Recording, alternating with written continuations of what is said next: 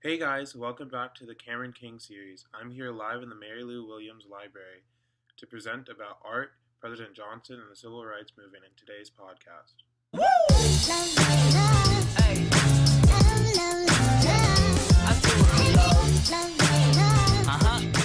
So today, guys, we'll be discussing Ain't Gonna Let Nobody Turn Us Down by Hank Willis Thomas, an interesting piece of art that I found in the Nasher Museum located here at Duke University. Thomas uses photographs by James Spider Martin on stained mirrors. Some are more stained than others, and some have more clear mirroring effects. Thomas was a white man who was able to freely move throughout the Deep South who took detailed photographs for the Birmingham News. The photographs in this piece are documented images of the civil rights marches of Selma to Montgomery in 1965.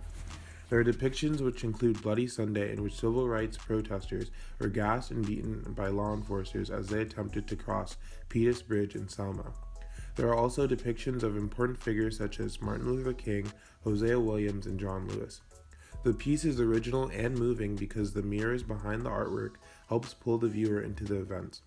It makes the viewer reflect on the events of the past, and for me, it made me wonder how these occurrences affected my life. The mirrors help provoke the question, what really has changed since 1965? Because one can see themselves while looking at the protesters and the police brutality, it calls the viewer to action. This piece poses the question of what are you doing now?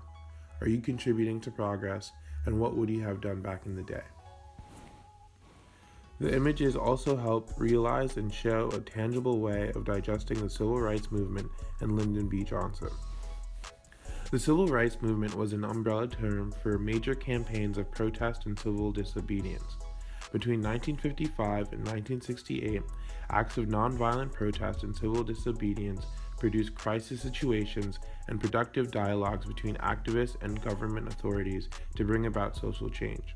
The civil rights movement is a culmination of milestones, the first being the win of Brown versus Board of Education in 1954, where the U.S. Supreme Court ruled unanimously versus Brown versus Board of Education of Topeka, Kansas, the public schools segregated by race was unconstitutional. After the desegregation of Little Rock, freedom rides would be the next hard-fought battle.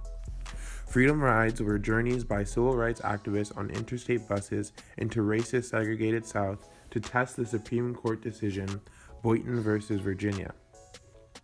During the Freedom Rides, activists traveled through the South to integrate seating patterns on buses and desegregate bus terminals, restaurants, and water fountains. Many know of the March on Washington in 1963, which was a collaborative, non-violent effort of all major civil rights organizations. However, of these, the march's major focus was on the passage of the civil rights law that the Kennedy administration had proposed after the Birmingham riots. This is also where Dr. King gave his famous I Have a Dream speech. Speaking of the Birmingham riots, this piece depicts many riot scenes, with injured people on both sides, black and white. In Birmingham, there was a campaign. The campaign used non-violent methods of protest, including sit-ins, kneel-ins at churches, and a march to the county building to mark the beginning of a drive to register voters. In response, the city rebelled and was convinced that the order was unconstitutional. Riots broke out with violence that mirrors those in the artwork, and a mass arrest was sought out. In September of that year, KKK members bombed the 16th Street Baptist Church of Birmingham, killing 4 young girls. The civil rights movement, however, is known for passing the Civil Rights Act of 1964, a landmark milestone of U.S. law legislation that outlawed discrimination based on race, color, religion, sex, or national origin.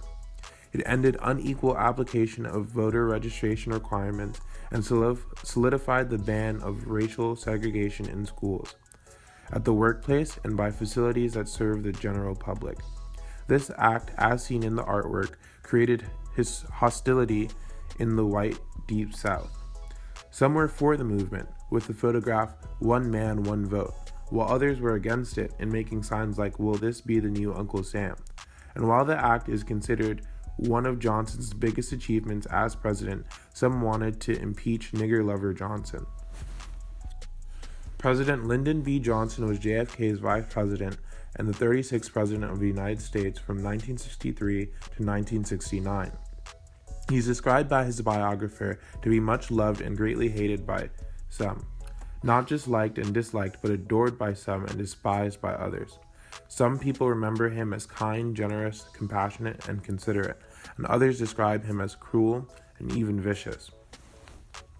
He's often loved because Johnson gets credit for the Civil Rights Act and other legislation passed to help enfranchise African Americans and his immigration laws.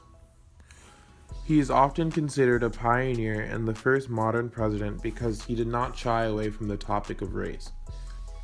He is known for having mentioned it the most in any addresses to the country out of all presidents. On average, Johnson mentioned race 23 times per year as president and mentioned race 120 times total, which is 43 more than President Clinton did, who mentioned race the second most out of any president. He's also often depicted as a hardworking man who pushed and badgered people to get legislation passed. Historians have painted him as wildly ambitious, tireless, and an imposing figure who is ruthlessly effective at getting legislation passed. He allegedly worked 18 to 20 hours a day without break and was apparently absent of any leisure activities. According to PBS, there was no more powerful majority leader in American history. The Voting Rights Act was said to have fulfilled Johnson's vision from his Senate days to enfranchise blacks in the Deep South as a part of his campaign for a great society. In the opening sentence of his speech to the nation, Johnson made clear that his politics in the South would never be the same, saying, "Today is a triumph for freedom as huge as any victory that has ever been won on any battlefield." He compares the South to a place at war. That said, Johnson is a complicated character because he does pass law that enfranchise African Americans. However, his personal life did not always mirror his political standings. He was known to say nigger a lot, in office and in formal and formal occasions. He commonly referred to the Civil Rights Act as the Nigger Bill, and is known for code switching. While Johnson appoints Thurgood Marshall, the first black man, to the Supreme Court, he says, "When I appoint a nigger to the bench, I want everybody to know he's a nigger." It's interesting to see how publicly he's an egalitarian, but in private life, race is very much a factor in his life. This poses the question of whether a president's personal life really matters. Some argue that it doesn't, and only their politics do. In the case of Johnson, his individual thoughts didn't matter, but with the pressure of the civil rights movement, the political decisions he chose to make is the only thing that is important. It would be unfair to slander Johnson and dismiss his accomplishments, considering the fact that even Martin Luther King praised Johnson for his awareness, saying, "His recent expressions, public and private, indicate that he has a comprehensive of contemporary problems. He has seen that poverty and unemployment are grave and growing catastrophes, and he is aware that those caught most fiercely in the grip of this economic holocaust are Negroes." However, to say that Johnson is a hero of the 60s is extreme. Basically, Martin Luther King said Johnson was woke. However, the Civil Rights Bill was born from the bloodshed 5 months earlier, when 600 peaceful black protesters marching for the right to vote attempted to cross the Edmund Pettus Bridge in Selma, Alabama, to the bloodshed and riots all over the country as depicted in this piece of art, not by President Johnson.